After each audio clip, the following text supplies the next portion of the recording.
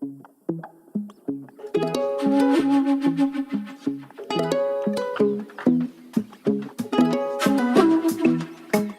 amigos de todo el país, mi nombre es Luis Muñoz. Como nuestra pasión es el periodismo y la comunicación, los invitamos a acompañarnos en los diferentes capítulos de Expediente UDES, nuestro podcast que se va a estar presentando en las diferentes plataformas de las redes sociales. Les pedimos que nos acompañen en los diferentes capítulos.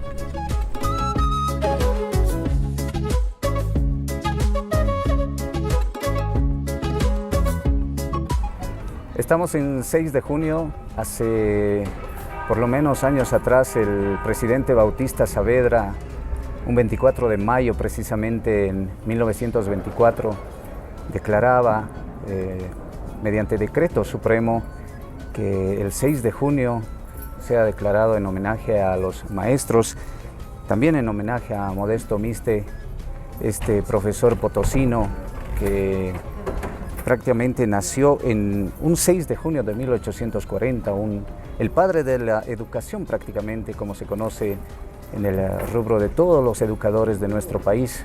Hoy lo tenemos para rendir homenaje en este 6 de junio al profesor Adrián Quelca, un paceño de la provincia de Pacajes. Estamos junto a él para hablar de todo lo que se ha hecho en su vida desde su infancia, la juventud, los proyectos que ha tenido profesor y también la gestión como ministro de Educación. Profesor, bienvenido. Es el Expediente de UDES, es el podcast al que le hemos denominado así por todos estos capítulos que vamos a tener durante esta temporada. Profesor, muy bienvenido. Muchas gracias, Luis. A través del medio hacer llegar un saludo fraterno, revolucionario a todas las maestras y los maestros del país, por ser maestras y maestros justamente en este día que efectivamente se conmemora al maestro, a la maestra boliviana. Un gusto en verdad estar en este espacio para, compartir algunas experiencias a través de este medio. Profesor, para empezar, le quiero dar la bienvenida a esta primera temporada. Iniciamos con usted estos podcasts y va a ser un gusto para nosotros compartir todo lo que ha sido el recorrido de quien es Adrián Quelca. Y justamente estamos por la calle Jaime, donde usted hacía su recorrido, todo esto para llegar a su colegio. Cuéntenos un poco. Bien, en ese sentido yo debo agradecer a Elías Quelca Mamani, mi padre, a Ana Nieves Tarqui Ayala, mi madre, ambos ya fallecidos. Están enterrados en mi pueblo, pero a ellos les debo la vida. Y bueno, me vine a La Paz muy pequeño. Yo nací en Rosapata, Huancarama, el 30 de noviembre de 1967. Me vine a la edad de 4 años acá a La Paz. Inicié mis estudios en la escuelita José Manuel Pando, que queda cerca al Parque Niño Jesús. Bueno, la escuelita ya no existe. Allí estuve durante 5 años y me acuerdo aún de mi maestro, el profesor Óscar Castellón Aldana, un chuquisaqueño muy tierno que supo orientarnos adecuadamente. Luego estudié en el Colegio Nacional Antonio Díaz Villamil, que queda acá sobre la calle Montenegro. Y efectivamente, por la Indaburu, la Jaén, recorríamos todas las tardes, de ida y vuelta al ciclo intermedio y luego el ciclo medio, que así se denominaba antes. Entonces ahí terminé el bachillerato en 1985 y bueno, luego me fui al cuartel, como era tradición, no solo de mi familia, sino de muchas familias, ¿no? Entonces tradición de siempre, de todos, como se dice, ¿no? Efectivamente. Estuve en el servicio militar, en el Regimiento de Infantería 23. Entonces desarrollé mi servicio en el año 1986.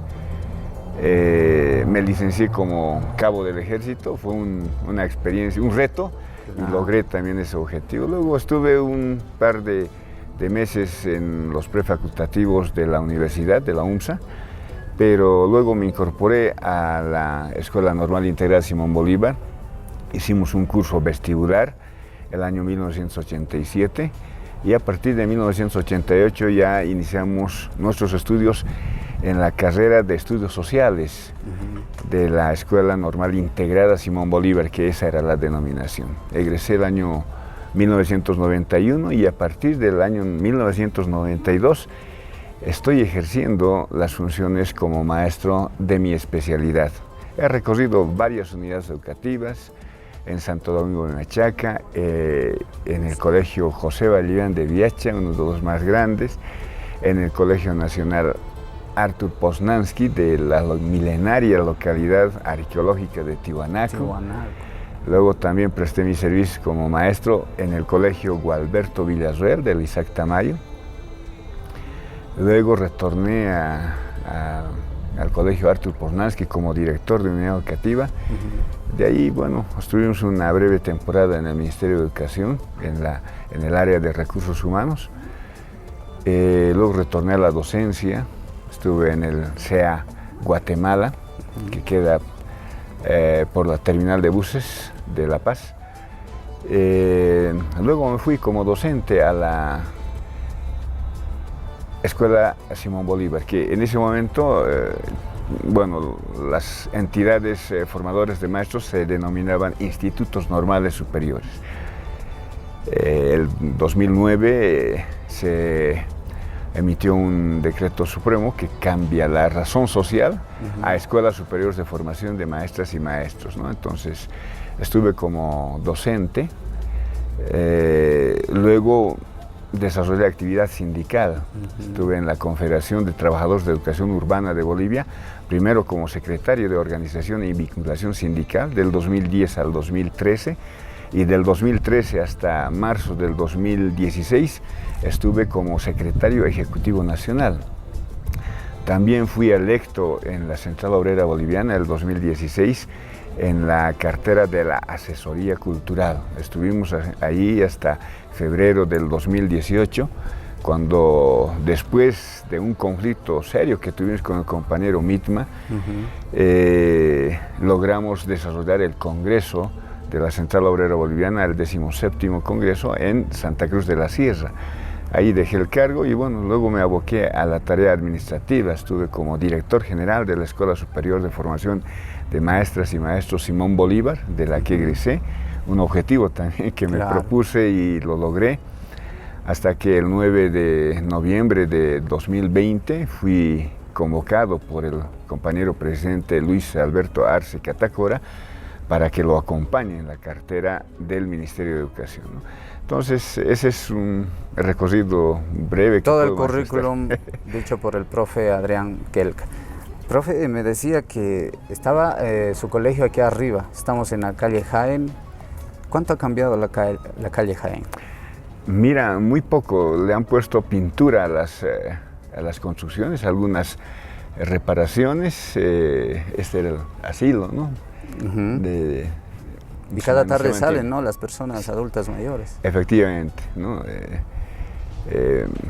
Los veíamos cuando pasábamos por esta calle a los adultos mayores, ¿no? Y siempre reflexionábamos que ese es el futuro de todas las personas, claro, que siempre los tratábamos con respeto porque se lo merecen. Y era un interesante recorrido. Veníamos desde el frente, desde la Chamoco Chico, del Tejar. ¿Usted vivía por ahí? Por ahí vivía en ese entonces, ¿no? Y veníamos con unos compañeros, éramos 4 compañeros muy inseparables que formamos en esa época el grupo de trabajo, los 5 chavitos. Los 5 chavitos. ¿Por qué los 5 chavitos? No éramos 5, pero bueno, era el número de componentes del grupo que nos pidieron los maestros organizar para hacer presentaciones, exposiciones.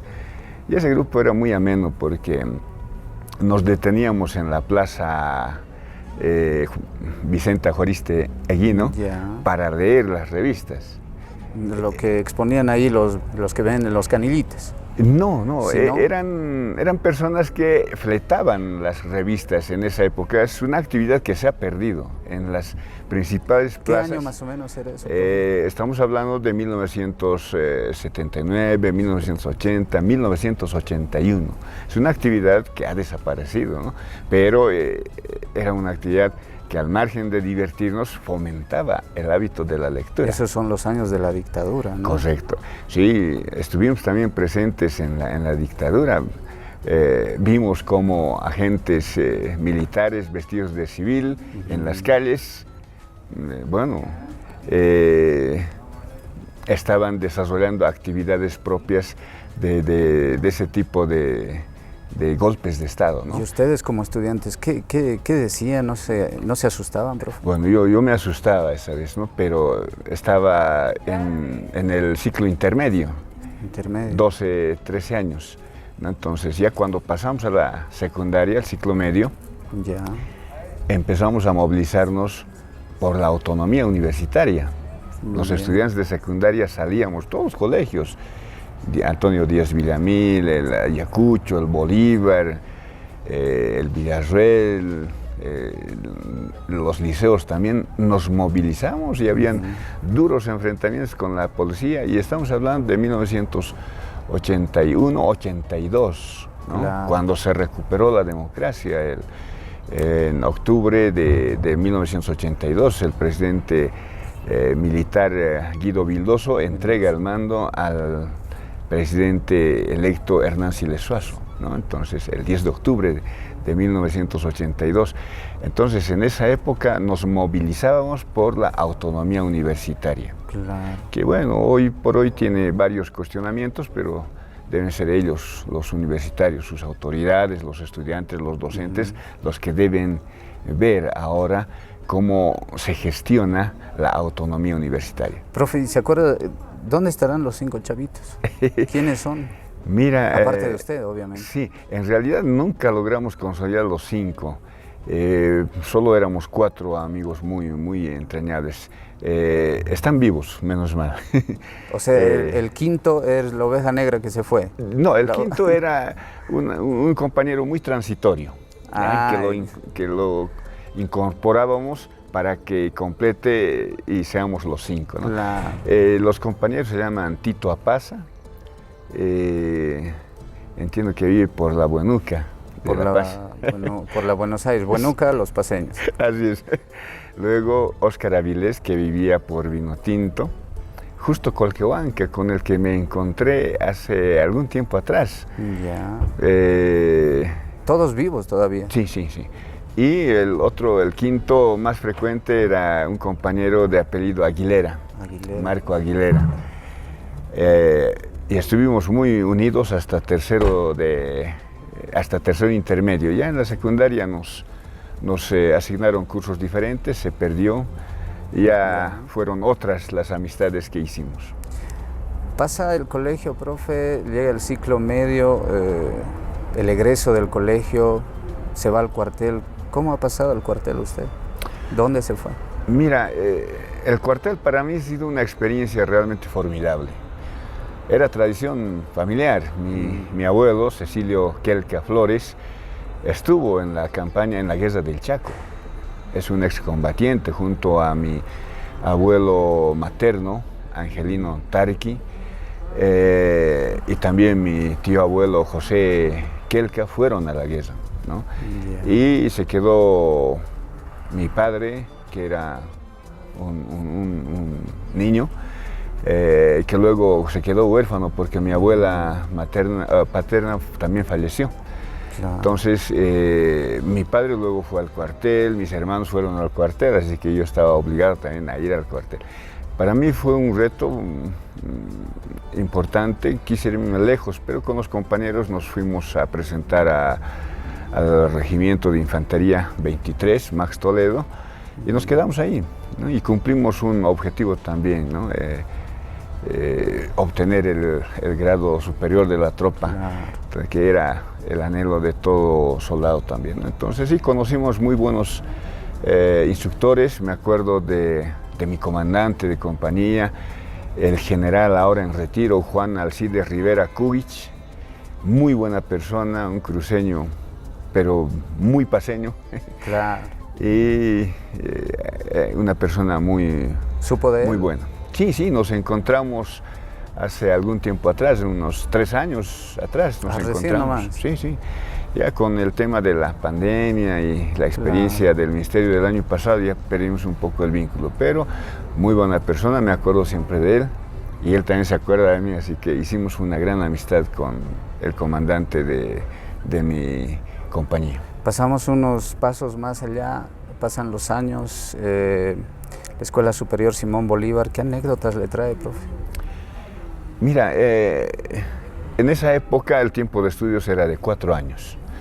Y nosotros le sumamos ahí medio año de un curso vestibular, así que fueron 4 años y medio de formación. Ingresamos 60 y egresamos 12 compañeros, ¿no? Y eso ocurría en casi todas las especialidades. Había un nivel de exigencia en la formación bastante grande. En ese sentido, pues hicimos también varios compañeros, no solo en el curso, sino en las otras carreras. Algunas de esas personas han sido también autoridades educativas, lo son aún algunas compañeras y compañeros, pero debo manifestarte, Luis, que ahí también empecé a desarrollar actividad sindical. Fui representante de la carrera de Ciencias Sociales y luego fui secretario ejecutivo de la Federación de Estudiantes de la Escuela Normal Integrada Simón Bolívar. ¿Inició la vida política de Adrián Quelcaí? Correcto, correcto. Para ese entonces yo ya era militante del Partido Comunista de Bolivia, ¿no? Ya. Entonces fui dirigente de la Federación y también fui dirigente de la Confederación de Estudiantes Normalistas Urbanos de Bolivia. Esa vez había Confederación de Estudiantes Normalistas Urbanos y también la CENOR, que era la Confederación de Estudiantes Normalistas Rurales de Bolivia. ¿Cuántos años tenía el profe? Bueno, yo tenía, esa vez cuando ingresé, tenía 19 años, ¿sí? 19. Y a los 24 egresé. Y lo conocí el compañero ejecutivo que también fue un asambleísta, Lucio Guaycho. Hicimos un buen trabajo. Ahí nos interesó bastante el trabajo que realiza la Central Obrera Boliviana porque asistíamos a los ampliados, hemos conocido muy buenos dirigentes en la misma de esa época de lucha muy interesante que se profundizó y eso me impulsó para seguir en la dirigencia sindical. Estuve como delegado sindical de varias unidades educativas en el colegio José Balivián, en el colegio Artur Poznansky, también en el colegio Gualberto Villarreal y participamos de muchas reuniones en la Casa Social del Maestro, hicimos también huelgas ahí, luchamos mucho contra el neoliberalismo, contra la ley 1565 de reforma educativa neoliberal. No eran duras las jornadas de lucha que se tuvo en la década de los 90. Ahí enarbolamos nosotros una propuesta que se denominó la Escuela para Rescatar la Patria. Esta propuesta fue presentada en el 2006 en el Congreso de la Educación que convocó el entonces ministro Pazzi en Sucre. A partir de ahí ese documento sirvió para el análisis, el debate. Y el 2010, cuando yo ya estaba como dirigente en el Magisterio Urbano, es que participamos del análisis y de la construcción de la Ley 070 de la Educación, Avelino Ziñani y Elizardo Pérez. Y ahí lo que puedo comentarte, Luis, es que yo como maestro de Ciencias Sociales planteé que entre los fines, los objetivos de la educación boliviana debe estar la recuperación de nuestro acceso soberano al Océano Pacífico, ¿no? Como maestro de sociales. Y justamente eso se incorporó, está en la actual ley de la educación. Obviamente que la ley no es la panacea que resuelva todos los problemas de la educación, pero se la ha construido como un puente entre el modelo neoliberal y el Estado socialista que propugnamos los trabajadores de la educación y los trabajadores en general. La Central Obrera Boliviana tiene como tesis suya la construcción de un Estado socialista. Entonces, esa ley es como ese puente que nos permite transitar de un Estado capitalista a un Estado socialista. Estamos conversando con el profesor Adrián Kelka, exministro de Educación. Profesor, hoy es Día del Maestro. ¿Qué recuerda, qué anécdotas tiene de su colegio como profesor, de sus alumnos?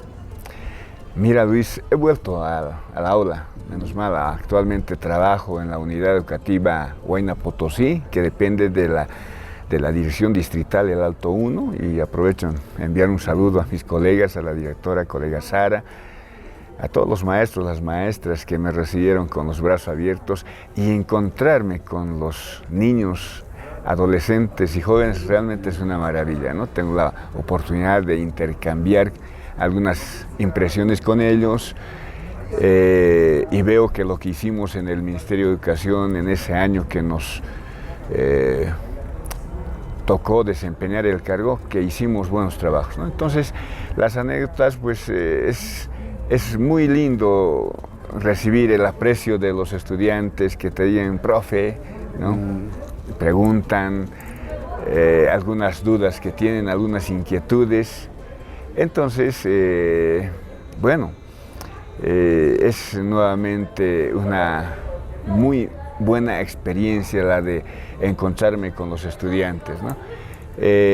Muchos de ellos no se dieron cuenta al principio, ¿no? Pero después ya varios de ellos me preguntaron sobre el cargo que ejercí y bueno, se asombran y nos tratan con mucho respeto nuestros estudiantes, así que es un espacio formidable para un maestro, porque es un trabajo diferente, distinto, estar en contacto con nuestros niños, adolescentes y jóvenes, ¿no? A veces los estudiantes adquieren un sentimiento hacia su profesor por las horas que pasan en el aula. ¿Le ha pasado eso, profe? Sí, efectivamente. Como te digo, no es tanto la anécdota, sino es el hecho de que cuando uno hace bien su trabajo, los estudiantes no vacilan en saludarte en la calle, ¿no? Te hacen, profe, ¿no? Entonces, cuando hay también de los que no quieren saludarte y se van a la acera del frente, los pero esos son los menos. Los que hay siempre, ¿no? Menos mal, sí. Pero ahí es donde encontramos los maestros, las maestras, la satisfacción de ser precisamente maestros o maestras, ¿no? Ese es el gran premio que recibimos, ¿no? Que un estudiante, que un ex estudiante ya profesional o ya padre o madre de familia te reconozca y te salude. Entonces, esa es una de las mayores satisfacciones que puedo comunicarte, y yo estoy seguro que mis colegas también sienten lo mismo. Estamos en Expediente UDES, este podcast que va a estar en las diferentes plataformas. Le invitamos a seguirnos las temporadas que vamos a tener nosotros. Estamos con el profesor Adrián Kelka, ex ministro de Educación. Fue ministro de Educación. Precisamente quiero ahondar en este tema ahora, profe. Entró un 9 de noviembre del 2020. ¿Cómo fue esto? ¿Se lo invitó? ¿Ya sabía usted antes de esta fecha que iba a ser ministro? ¿Cómo lo llamaron? ¿Cómo lo convocaron? Bueno, ha sido interesante esa experiencia. Yo ya lo conocí al compañero Luis Arce, cuando él era ministro de Economía y Finanzas Públicas del gobierno que encabezaba el compañero Evo Morales. Estuvimos en varias reuniones, ¿no? Como yo fui dirigente del Magisterio Urbano primero y después dirigente de la Central Obrera Boliviana, entonces instalábamos las reuniones y de ahí le conozco, ¿no? Y él también me conoce. Es más, cuando estuve de director general en la Escuela Superior Simón Bolívar, lo invitamos para una conferencia sobre el modelo económico de nuestro país. Y él fue y presentó las bondades del modelo económico social comunitario. Y nuestros estudiantes se quedaron muy complacidos porque es un modelo económico que tiene fundamentos que hacen posible no solamente el sostenimiento económico del país, sino el crecimiento económico y la posibilidad de la redistribución de la riqueza. Entonces, en ese sentido, teníamos algún nivel de contacto, ¿no? También le apoyamos bastante en la campaña. El 2020, en una campaña muy diferente que se hizo por las medidas que asumieron las autoridades del régimen de facto, ¿no? Una campaña en pandemia. Sí, sí, correcto. Entonces nos reuníamos en mi casa con los compañeros, trazábamos algunas líneas para continuar con la campaña, utilizando los medios virtuales también, ¿no? Entonces yo estaba en mi escuela el 9 de noviembre, que fue un lunes, y en la mañana me contactó la compañera Marianela Prada. Me dijo que le envié mi currículum vitae, le envié, y bueno, ahí ya yo asumí que algo iba a pasar conmigo. Entonces tomé ciertos recaudos y luego a eso de las 11 aproximadamente me llamó el compañero presidente y me convocó para que lo acompañe en la cartera de Educación, que esa vez se denominaba Ministerio de Educación, Deportes y Culturas, porque el régimen de facto lo eliminó el Ministerio de Deportes, eliminó el Ministerio de Culturas, ¿no? ¿Fue el primer ministro de Educación profesor o hubo antes otros? Bueno, de la última, yo creo que sí. Porque eran rectores de universidades, otras especialidades, docentes universitarios, no profesores, ¿no? No eran maestros, sí, efectivamente. ¿Cómo se ha sentido usted como profesor? En verdad me sorprendió mucho, me agradó y dije, esta es la oportunidad para desarrollar algunas acciones en beneficio de la educación, en el marco de la propuesta programática del MAS y PCP. Y con la experiencia que teníamos en aula, en la administración educativa. Entonces, algo que aprendimos también de nuestra experiencia en el ámbito sindical es la necesidad de consultar, coordinar con las organizaciones sindicales, especialmente con las organizaciones sociales, y es lo que hicimos, ¿no? Desde el principio. Entonces fue una gestión muy positiva, ¿no? Ahora, antes de entrar en eso, profe, ¿cómo es? Una vez me preguntaron cómo es que el profe Adrián Quelka obtiene tanto respaldo al ingreso y más al salir. Hubo un fuerte respaldo y esa era la pregunta, ¿por qué? Bueno, Luis, acá debo manifestar que por las enseñanzas de mi padre y especialmente de mi madre, nosotros nunca estuvimos vinculados con actos de corrupción ni cometimos delitos. Yo no tuve problemas en la fiscalía, por ejemplo, era una institución muy ajena a mí. Entonces, esa enseñanza es la que posibilitó que nosotros podamos desarrollar las acciones que hicimos, ¿no? Fue gracias a esa orientación que en todos los ámbitos donde estuve, como dirigente estudiantil, como dirigente del Magisterio Urbano, como dirigente de la Central Obrera Boliviana y en el ámbito administrativo, nunca cometimos delitos, siempre trabajamos por los compañeros, por los derechos de los trabajadores. Y eso obviamente nos generó muchas amistades en todo lado, ¿no? Teníamos y tenemos esa dicha de, como dice Roberto Carlos, el cantante brasilero, más de 1 millón de amigos. Y es menester tenerlo siempre, ¿no, profe? Así es. Entonces yo agradezco mucho a los compañeros, a las compañeras, que más que todo en la salida que tuvimos del ministerio nos siguieron apoyando. Y nos siguen apoyando en la actualidad, ¿no? Entonces agradezco mucho a ellos porque ellos saben cuál es nuestra conducta, pero personas que no conocen pues se han encargado de mostrar una imagen distorsionada, etc. ¿Por qué renuncia el profe Adrián Quelka teniendo el respaldo del presidente? Bueno, mira Luis, ahí debo manifestar algo que no pude comentar en ningún medio de comunicación.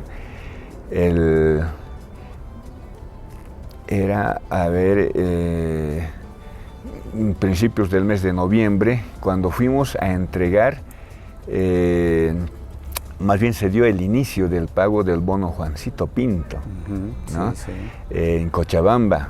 Entonces nos encontramos en la mañana con el presidente y ahí le manifesté, era, si no me equivoco, 9.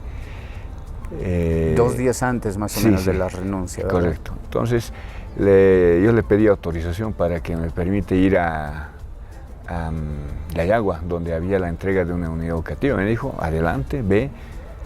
Hasta ahí todo estaba bien, pero en la tarde ya los medios difundieron una imputación sin fundamento, emitida por la fiscal Feraudi, en base a pruebas que no tenían sustento.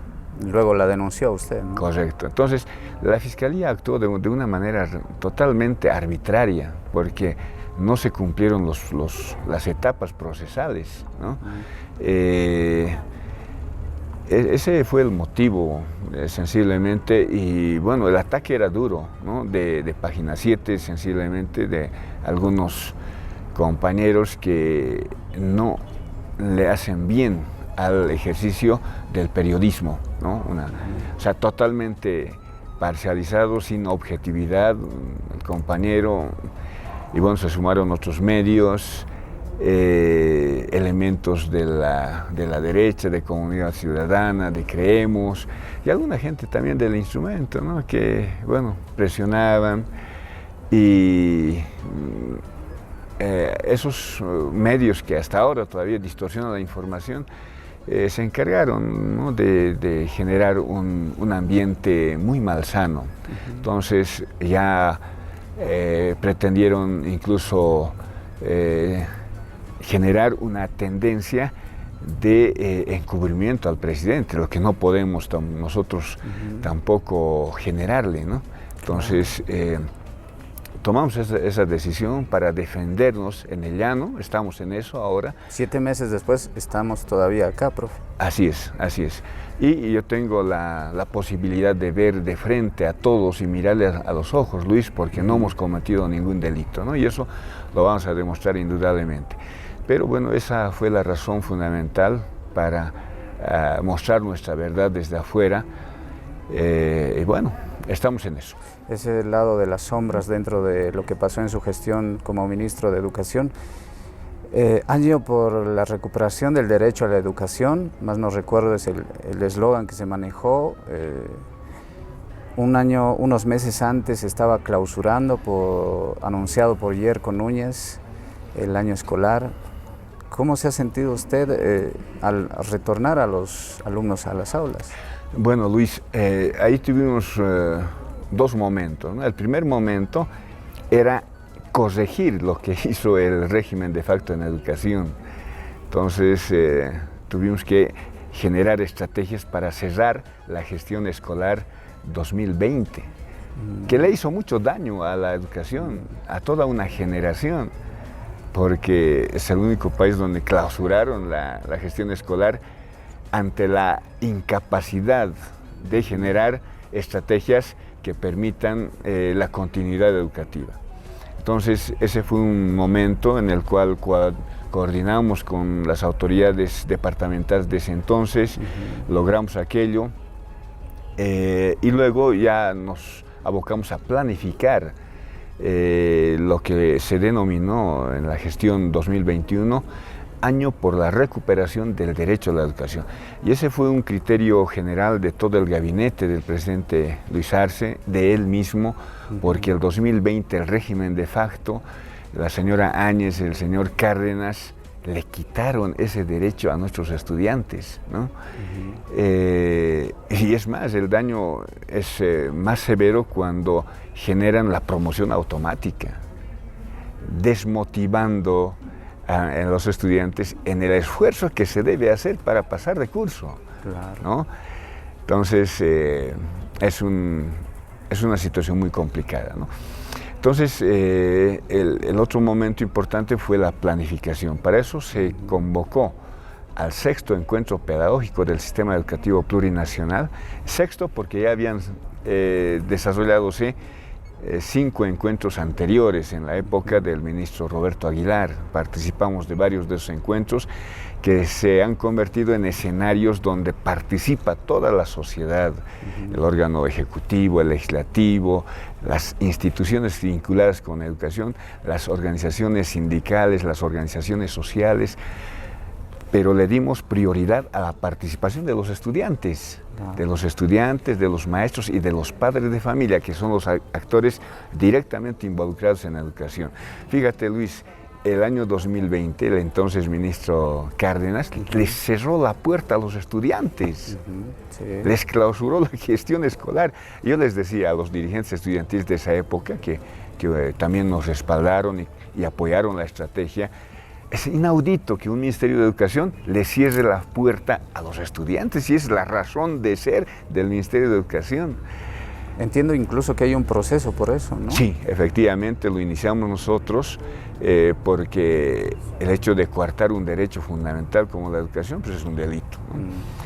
Entonces, al margen del desvío de recursos económicos, etcétera. Entonces, entiendo yo que le han imputado formalmente al señor Cárdenas y bueno, seguramente seguirá el curso correspondiente, ¿no? Entonces logramos eso y fue una experiencia muy bonita porque los estudiantes a partir de ahí recuperaron su identidad, su presencia protagónica, porque son cerca a 5 millones de estudiantes que tenemos en educación regular, en inicial, en primaria y en secundaria. En todo el país, 5 millones. 5 millones, ¿no? Aproximadamente. Entonces, y es gente a la que se le había desplazado. Hoy podemos decir, Luis, que en todos los departamentos hay federaciones de estudiantes de secundaria debidamente organizadas y con directivas electas, porque se trabajó también apoyando a los dirigentes de la Confederación de Estudiantes de Secundaria de Bolivia para que promuevan estas acciones y apoyaron bastante los directores departamentales de educación. Seguimos conversando con el profesor Adrián Quelca, exministro de Educación, hoy 6 de junio rindiendo homenaje al Día del Maestro.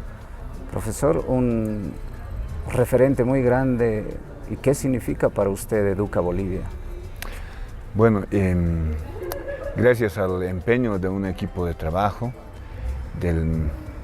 que se armó en la unidad de comunicación del Ministerio de Educación, se impulsó Educa Bolivia como uno de los componentes, de los 4 componentes, para la estrategia de la recuperación del derecho a la educación, ¿no?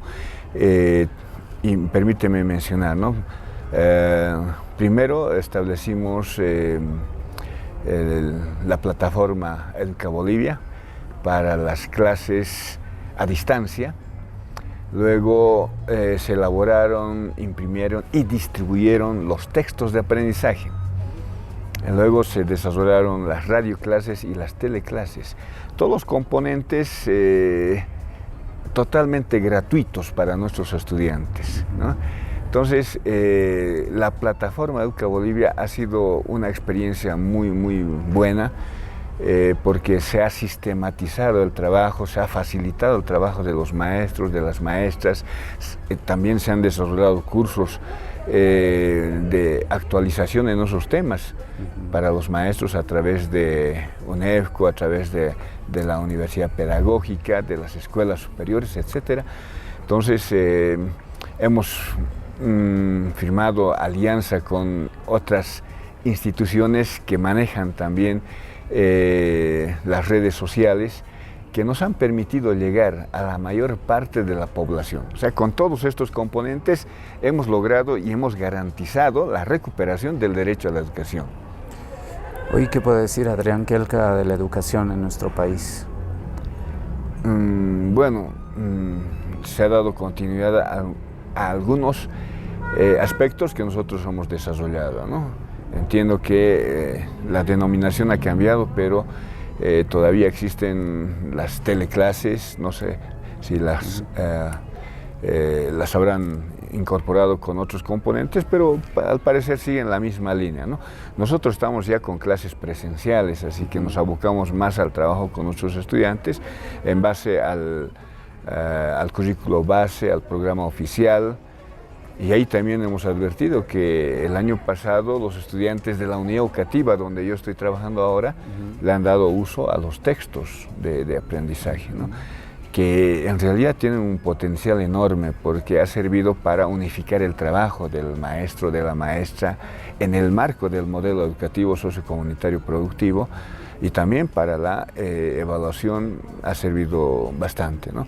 Entonces son componentes que los hemos diseñado en un tiempo muy breve, muy corto, y yo quiero agradecer a través del medio a todos los compañeros, las compañeras que nos apoyaron en esta tarea, en la unidad de comunicación y en las direcciones de primaria, de secundaria, en el Profocom, todo ese personal que trabajó hasta altas horas de la noche para generar estas herramientas con las que logramos la recuperación del derecho a la educación.